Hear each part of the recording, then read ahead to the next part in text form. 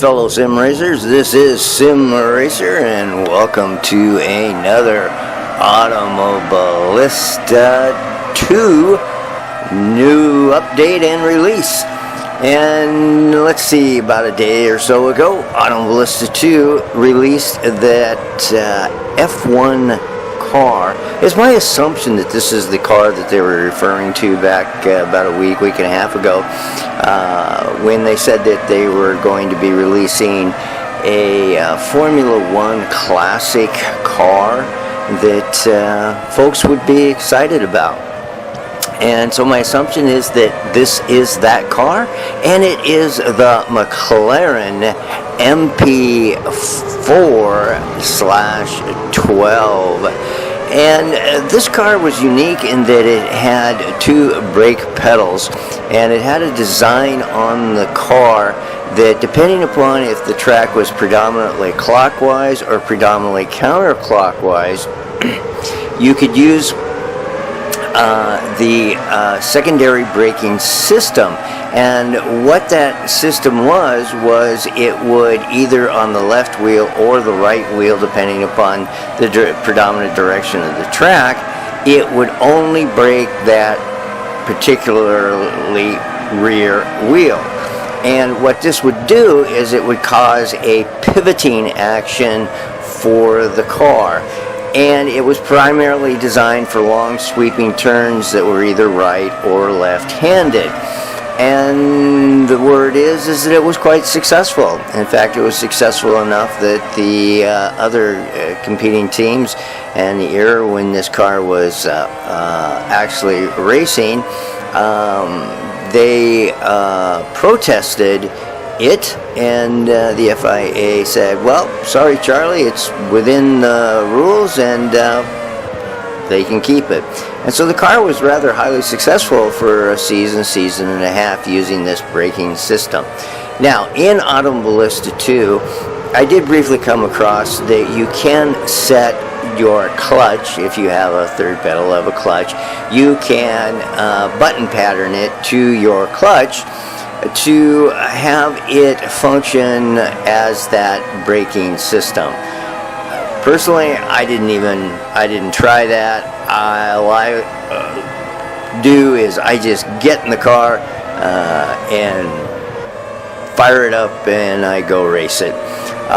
So here we are at Kyalami at the historic configuration, and I took the McLaren Formula V10 out and ran a 6-lap race.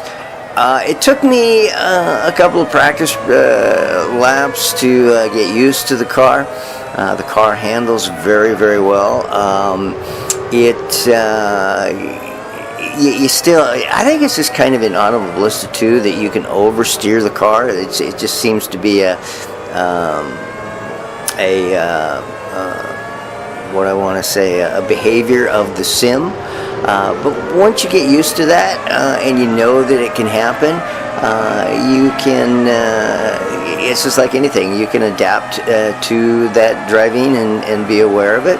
And you don't necessarily need to, once you get the hang of it, what I'm trying to express is you won't be over-rotating the front of the car and having it end up going sideways or off the track or into the barrier, as I am so often wanting to do.